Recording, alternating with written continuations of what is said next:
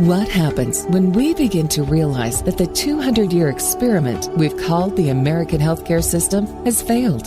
Tune in to Awakened Wellness with Mylène Riobe, MD, and join the conversation about how to heal our broken system to reverse our current health crisis. The entire world is looking for answers, and the truth is hidden in plain sight.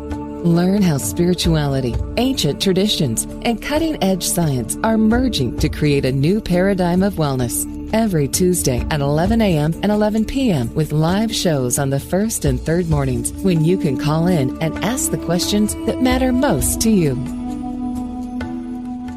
Hello, everyone. I'm Dr. Mylène Riobe, and today you're listening to Awakened Wellness with Mylène Riobe, MD. I'm your host, and today we're going to be talking about prenatal optimization, the hidden risks to your unborn baby that you should know. So this topic is special to my heart because I'm the mom of 2 children, in addition to being a doctor. So I know a little bit too much, enough to worry, but I'm blessed to know enough to be able to jump some hurdles for my kids so that they don't experience some things that they might otherwise have experienced had I not known what I know. And so today I'd like to share with you what I've learned over the past 17 years, 14 years of being a mom, things that I believe that because I knew them before they were born, before I even got pregnant, I was able to avoid some pitfalls that our children today are unfortunately falling into more and more. I just gave a talk about this last night, and it was very well received. And some of the statistics were a little bit scary, but I think they were welcome because they were informative. And we need to begin a conversation and ask ourselves, why are our children so sick? Why are they getting frequent colds? Why are they being put on antibiotics at alarming rates and even steroids at times? Why is the rate of autism 1 in 65 from 1 in 10,000? And why was autism essentially unheard of before the dawn of the Industrial Revolution? Why is attention deficit disorder on the rise? And why has childhood cancer risen 30% over the past couple of decades? These are all important questions that we need to start asking and also looking for answers. And I'm hoping today that I'll be able to give you some insight into this and to empower you to make choices for your kids. And in particular, I want to talk about unborn children. For the moms who are thinking about getting pregnant, I'd really like you to consider several months before your pregnancy, really looking into how can you minimize the risks to your baby. And it actually starts inside the womb, as we'll talk about today. So we're going to be debunking some myths, learning about cutting-edge research, corroborating ancient medical systems, and exploring the mind-body-spirit approaches that can keep you and your family vibrant, healthy, and happy despite the 21st century here in America. And I'd like to stress that what I'll be discussing on our show does not constitute medical advice because I'm not specifically evaluating and treating any particular person or condition on the show. My patients who come to see me at the Riobe Institute are fully and properly evaluated before I formulate a treatment plan to share with them. So I also advise you to seek the care of a board-certified integrative medical doctor to see which of the ideas I'll be sharing throughout the show may benefit you. And in this case, your unborn children or your existing children. I'm blessed and honored to be with you here today on Dream Vision 7 Radio. We're live every first and third Tuesday morning at 11 a.m. with pre-recorded shows on the second and fourth Tuesday mornings at 11. If you're up late, you can listen to our pre-recorded shows Tuesday nights at 11, right here on Dream Vision 7 Radio. During our live shows, I encourage you to call with your questions. We are live today, February 26th, 2019, and our number is 833-220-1200. That's 833-220-1200. I'd love to hear from you with any questions or comments that you have throughout our show today. So today I plan to empower you with information that you've likely not heard before. It's a fresh perspective that came to me through my study of traditional Chinese medicine and functional medicine or integrative medicine. The study of these energy-based and preventive fields brought a lot of things into view that we didn't learn in medical school. In fact, there's so much we don't learn in medical school that is critical for people to know to keep them healthy. What we learn in medical school just catches things after the fact, then patches them up so we don't die. So our notion of prenatal care in conventional medicine, or in obstetrics in particular, is that we advise women to make sure they're up to date on their vaccinations, they avoid medications that are known to cause harm to developing babies.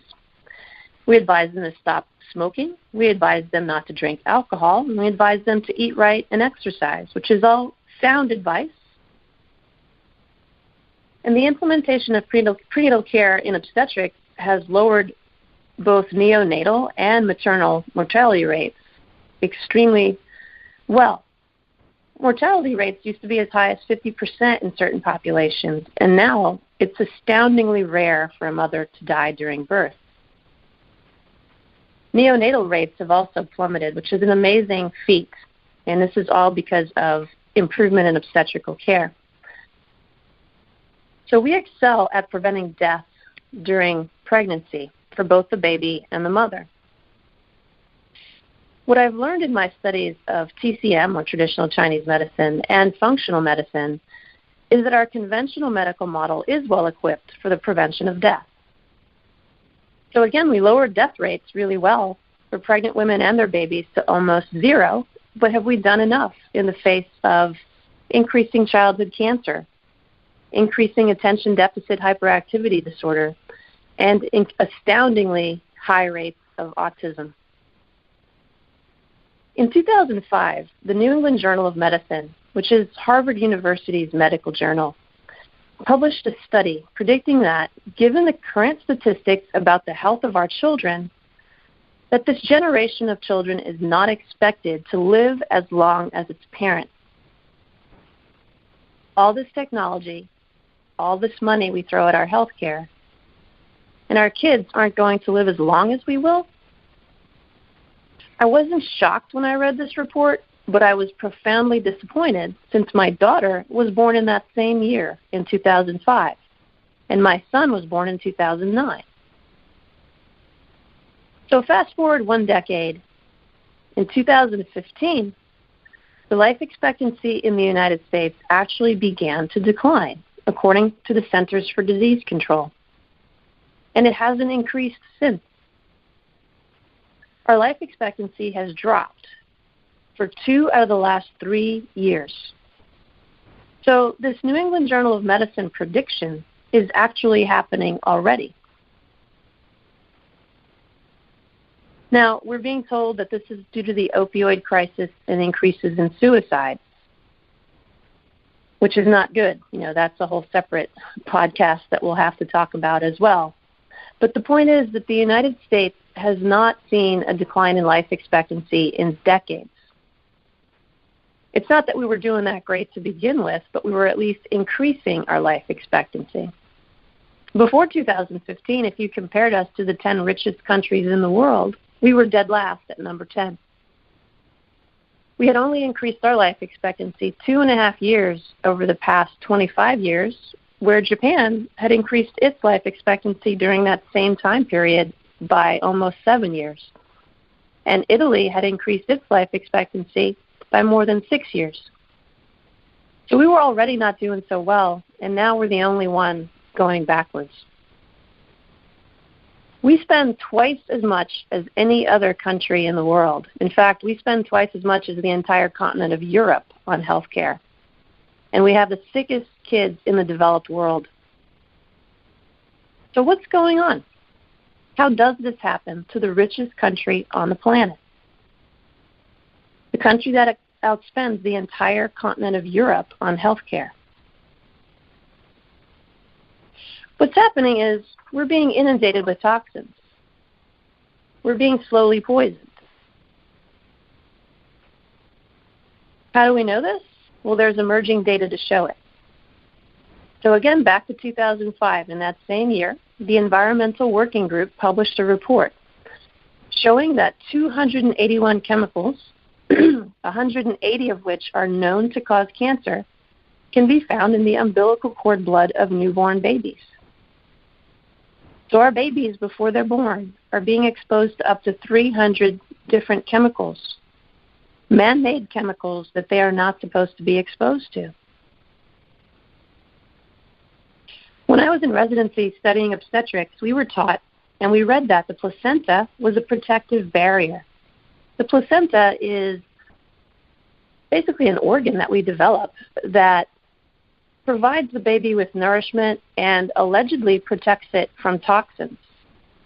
So it is a barrier that the mother forms during pregnancy. It is the organ from which the umbilical cord grows into the baby, and the baby attaches to the placenta, which is then attached to the womb. We were taught that this was a barrier, that it would protect babies from toxins. This study by the Environmental Working Group blew that concept out of the water, and it's not the only study to show this. There have been other studies that have corroborated the same information. Our children are being poisoned with up to 300 different chemicals before they're born. So the problem is that these 281 chemicals are not supposed to be in the body at all. So nature did not have a built-in defense for man-made garbage. The body is a natural machine and is not built to include artificial or synthetic substances.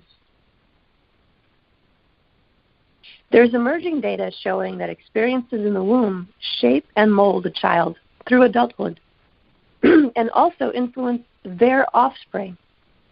So not only does it affect the unborn child, it affects the children of the unborn child as well. Exposure to these toxins affects 3 generations: the mother, the child, and the child's children. That's incredible. The most famous example is a drug that was used in the 1970s for premature delivery. It's called diethylstilbestrol, or DES. It was put on the market and used in millions of women.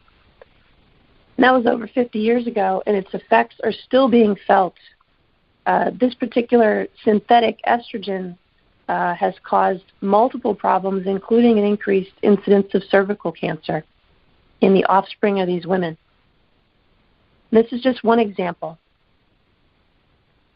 There is evidence that unborn children's genes are influenced by something as subtle as the mom's diet. We know based on numerous studies that diet influences genes. Genes are very critical for body function. All the proteins that our bodies make, from enzymes to hormones to the barriers of cells, are made of protein. These are coded for by genes. And these genes can be damaged or kept healthy by maternal diet. There was a study done to show that how mom eats is directly related to the child's risk of diabetes later in life.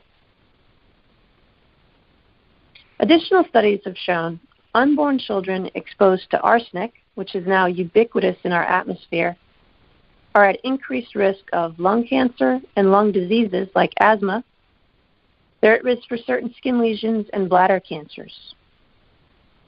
Unborn children exposed to tobacco smoke have an increased risk of premature birth, cancer, diabetes, asthma, and other lung diseases by altering the baby's genes.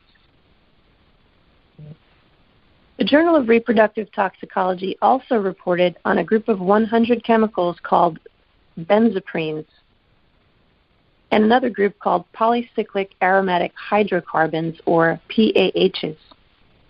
These toxins are released through the burning of coal, tobacco, trash, wood, oil, and gasoline. Children exposed to these substances are at risk for a lower IQ.